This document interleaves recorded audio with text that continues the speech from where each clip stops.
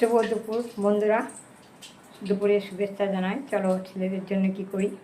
এই যে তেলাপিয়া মাছ আমি নুন আর হলুদ মাখিয়ে রেখেছি, আলু, টমেটো, এখানে কালো জিরে, পেঁয়াজ আর আদা রসুন কুচনো, এখানে কাঁচা লঙ্কা, ধনেপাতা বাটা, সর্ষে বাটা, পোস্ত বাটা, নুন, হলুদ, তেল।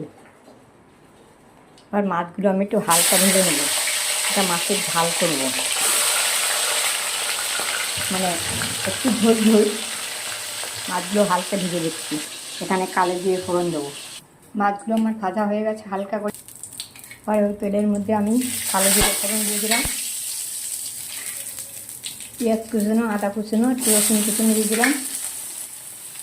এবারে আলু দিয়ে দিচ্ছি। আলু না দিলে হয় না, আমার এক নাতি আছে, তার আলু দিতেই হবে। আমরা মাছ তো আলু দিই না, এমনি মাছের ঝাল করি।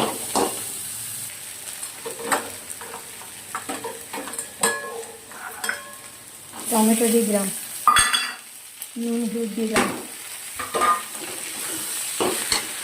কাশ্মীরি লঙ্কার গুঁড়ো দিয়েছি। এবারে আমি সর্ষে বাটা, পোস্ত বাটা, একটু ধনের গুঁড়ো, একটু জিরের গুঁড়ো দিয়ে দিলাম।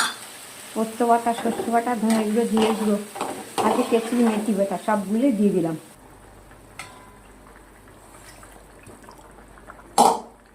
আমার হয়ে গেছে, এবার মাছগুলো দিয়ে দিলাম। 5 মিনিট বাদে নামিয়ে দেবো।